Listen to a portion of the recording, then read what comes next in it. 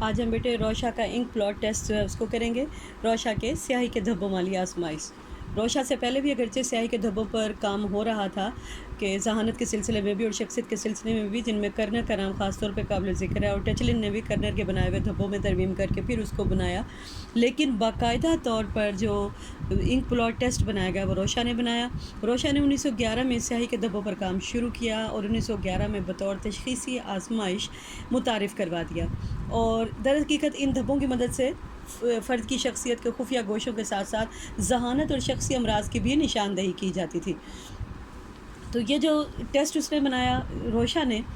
یہ اگرچہ اس کی عمر بیچارے کی بہت ہی تھوڑی تھی، 37 ایئر میں اس کا انتقال ہو گیا، اور وہ اپنی آزمائش جو کہ خود اس نے بنائی اس کے بارے میں زیادہ تحقیقی مطالعات اور تحقیقی جائزے کو مرتب نہ کر سکا، لیکن اس کے ساتھیوں نے اس کا کام جاری رکھا، اور لیکن چونکہ تحقیق کے لیے کوئی خاص طریقہ کار وضع نہ ہو سکا، لہٰذا 5 مختلف نظام جو ہے وہ رائج ہو گئے، لیکن بعد میں ایگزامنر نے ان 5 نظاموں کو ضم کر کے ایک مجموعی نظام دیا، جس سے سیاہی کے دھبوں کی آج کل بھی جو پیمائش ہو رہی ہے اور جو سیاہی کے دھبوں کو ہم جو ایگزامن کر رہے ہیں وہ اسی ایگزامنر کے نظام سے ہی کر رہے ہیں، اور یہ نظام سب سے زیادہ استعمال ہو رہا ہے۔ روشا جو ہے یہ ایک تذلیلی آزمائش ہے، اور سیاہی کے دھبوں والے 10 کارڈز پر مشتمل ہے۔ 5 کارڈ سیاہ، گرے اور سفید رنگ پر مشتمل ہیں، جبکہ باقی 5 کارڈز میں مختلف رنگ استعمال کیے گئے ہیں، اور فرد کو ہر کارڈ باری باری دکھا کر پوچھا جاتا ہے کہ یہ دھبے اسے کیا یاد دلاتے ہیں، یعنی کس چیز کی یاد دلاتے ہیں۔ آزمائش کا مقصد جو ہے وہ فرد کی شخصیت کے بارے میں جاننا ہے، یعنی فرد کی شخصیت کے بارے میں، اس کی شخصیت کی ساخت، اور یہ کہ وہ کون سے عوامل ہیں جو کہ لاشعوری ہیں اور فرد ان پر زیادہ زور دیتا ہے، نیز فرد اپنے ماحول سے کیسے نپٹتا ہے، یعنی اس کی ماحول سے نبرد آزمائی کی جو صلاحیت ہے اس کا بھی جائزہ لیا جاتا ہے، یعنی ایڈجسٹمنٹ کوالٹی۔ اور پھر اس کے بعد یہ دھبے جو ہیں آج بھی سب سے زیادہ استعمال ہونے والے دھبے ہیں، اگرچہ اس کے روشا کے دھبوں کو بہت زیادہ تنقید کا سامنا رہا، لیکن اس کے باوجود اس پر اتنی تحقیقات سامنے آئیں کہ آج بھی بے شمار تحقیقی مقالے اس پر لکھے جا رہے ہوتے ہیں، اور سب سے زیادہ استعمال ہونے والی آزمائش، اور اسے بہت ہی بہتر شخصیت کی پیمائش کا پیمانہ سمجھا جاتا ہے۔ اس آزمائش کا مرکزی خیال جو ہے کہ کس خیال پر یہ آزمائش بنائی گئی، بیسک تھیم یا ریشنل کیا پیش کیا گیا، کہ ماہرین کا کہنا ہے کہ فرد ماحول میں موہجات کو منظم کرتے ہوئے اپنی مخصوص ضروریات، محرکات، الجھنوں اور خاص ادراکی پس منظر سے کام لیتا ہے، اس لیے جب اسے دھبے جو ہے مہیج کی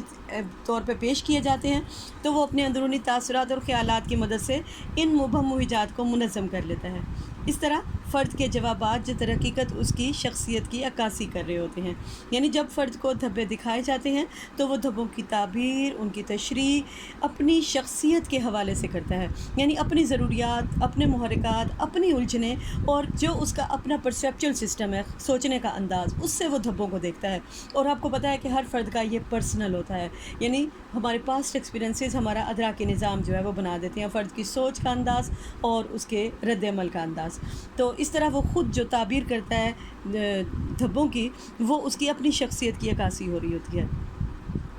طریقہ کار، یعنی کس طریقے سے یہ ٹیسٹ دیا جاتا ہے،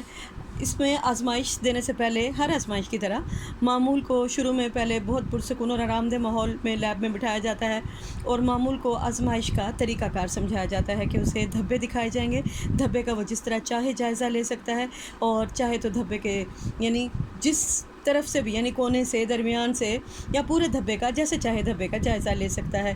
اور پھر اس کو پوری ہدایات دینے کے بعد پھر اس کو اس کی ذاتی زندگی کے متعلق 2-4 سوالات کیے جاتے ہیں،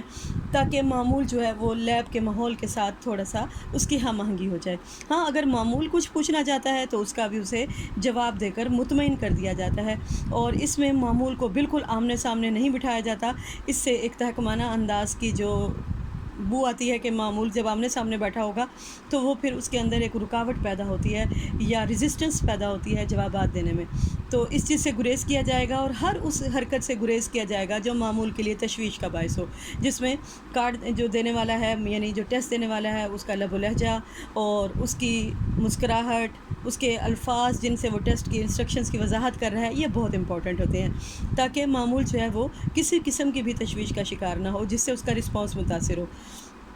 معمول کو پہلا کارڈ دکھا کر پوچھا جاتا ہے یہ کیا ہے یا یہ کیا ہو سکتا ہے۔ اب عام طور پر معمول یہ پوچھتا ہے کہ آپ بتائیں کہ آپ کو کس قسم کا جواب چاہیے، کیا میں اس میں کیا بتاؤں۔ تو اس کے لیے معمول کو مطمئن کرنا ہوتا ہے، یعنی ہمیں یہ کہنا ہوتا ہے کہ جو چاہو جواب دے سکتے ہیں آپ، لوگوں کو اس میں مختلف چیزیں نظر آتی ہیں اور لوگ اس میں جو ہے جوابات کے بارے میں مختلف جو ہے وہ باتیں کہتے ہیں، تو آپ بھی جو چاہیں، آپ کو جو نظر آئے آپ اس میں جواب دے سکتے ہیں۔ اور اس طرح اس سارے عمل کا مقصد صرف یہ ہوتا ہے کہ معمول کو آزادانہ ماحول فراہم کر دیا جائے اور وہ کسی قسم کا دباؤ محسوس نہ کرے اور اپنی مرضی کے تحت جتنے چاہے اور جیسے چاہے جواب دے، یعنی جو کچھ اسے نظر آ رہا ہے جواب ایک سے زیادہ بھی دے سکتا ہے، اور معمول کو باری باری سارے کارڈز دکھائے جاتے ہیں اور پھر اس کے جوابات نوٹ کر لیے جاتے ہیں، اور ہر کارڈ پر معمول کا ریئیکشن ٹائم بھی نوٹ کر لیا جاتا ہے کہ کتنی دیر میں اس نے رسپونڈ کیا ہے۔ جب معمول کو ایک دفعہ سارے کارڈ دکھائے جاتے ہیں تو پھر انکوائری کا مرحلہ آ جاتا ہے، یعنی انکوائری میں سارے کارڈ دھبے ایک کارڈ پر چھپے ہوئے ہوتے ہیں اور معمول کو دوبارہ پوچھا جاتا ہے کہ اس دھبے میں آپ کو فلاں چیز نظر آئی، آپ کو دھبے کے کس حصے میں یا کس کارنر میں نظر آئی۔ اب باری باری سارے دھبے دکھا کر معمول کو یہ پوچھ لیا جاتا ہے اور پھر اس کے بعد سکورنگ کر لی جاتی ہے۔ اب سکورنگ کرنے کے لیے فرد کے رد عمال کا تجزیہ کیا جاتا ہے۔ فرد کے رد عمال کا تجزیہ کنٹینٹ، ڈٹرمننٹس اور لوکیشن کے حوالے سے کیا جاتا ہے۔ تو لوکیشن جو ہے اس کا مطلب یہ ہے کہ فرد نے دھبے کے کس حصے کو دیکھا، یعنی مقام کا تعین کرنا۔ دھبے میں لوکیشن یعنی مقام کا تعین کرنا کہ کس جگہ اس نے دھبے کو غور کیا ہے، آیا وہ پورے حصے کو دیکھتا ہے، دھبے کو کناروں کو دیکھتا ہے یا پھر سفید حصے کو دیکھتا ہے۔ یہ بھی نوٹ کیا جاتا ہے کہ فرد کے جواب عام لوگوں جیسے ہیں یا انتہائی انوکھے اور منفرد ہیں۔ پھر دوسرا ہے کنٹینٹ، یعنی کنٹینٹ میں ڈٹرمننٹس۔ اس میں یہ دیکھا جاتا ہے کہ فرد نے اپنے جوابات میں ساخت، رنگ یا سطح میں سے کس چیز کو اہمیت دی ہے، اور تجربے کے دوران یہ بھی نوٹ کیا جاتا ہے کہ فرد نے کیا حرکت کی، رنگوں کے بارے میں اس نے کوئی رد عمل پیش کیا یا رنگوں کو بالکل ہی نظر انداز کر دیا۔ تو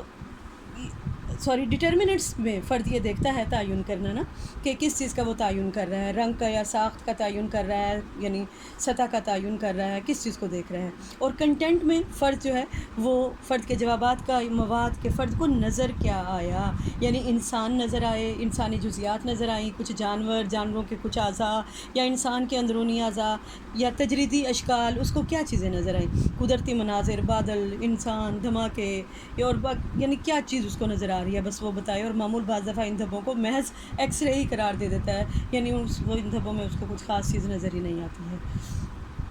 روشا کے اس ٹیسٹ کی اہمیت بہت زیادہ ہے۔ اس آزمائش کو ذہن کا ایکس رے بھی کہا جاتا ہے، اور اس کی مثال بالکل ایسی ہے کہ سمندر جیسی کہ جس میں ہمارے نفسیات بار بار غوطہ لگا کر اہم اور وسیع معلومات جو ہے وہ باہر نکالتے رہتے ہیں۔ اور روشا کے اس ٹیسٹ کی مدد سے فرد کی شخصیت کی بنیاد اور لاشعوری ڈھانچے تک رسائی جو ہے وہ آسان ہو جاتی ہے۔ پھر اس آزمائش میں فرد جھوٹ نہیں بول سکتا، کیونکہ محیطات کی نوعیت ہی ایسی ہوتی ہے کہ فرد کو ضرورت ہی محسوس نہیں ہوتی کہ وہ اپنے اصلی رد عمل کو چھپائے۔ اس نے جسٹ بتانا ہوتا ہے کہ دھبے میں اس کو کیا نظر آتا ہے۔ اور اس آزمائش کی استعمال تو بے حد آسان ہے، کیونکہ جب کارڈز معمول کو دکھائے جاتے ہیں تو جسٹ 10 منٹس لگتے ہیں معمول کے رسپانس کو نوٹ کر لینے میں، لیکن ان کی وضاحت اور تجزیے کے لیے زیادہ لمبا وقت درکار ہوتا ہے۔ اگرچہ ماہرین یہ کہتے ہیں کہ اس کی ریلائبلٹی اور ویلیڈیٹی اس ٹیسٹ کی انتہائی معقول ہے، یعنی اچھی ویلیڈیٹی اور ریلائبلٹی والا ٹیسٹ ہے، لیکن اس کے باوجود اس ٹیسٹ پہ تنقید کی گئی ہے کہ روشا میں اگر تھوڑی سی ماہرین یہ کہتے ہیں کہ ذرا سی بھی لفزش ہو جائے ٹیسٹ دینے والے سے تو پیچیدگیاں بڑھ جاتی ہیں اور معمول محتاط ہو جاتا ہے اور اپنا رسپانس صحیح نہیں دے پاتا۔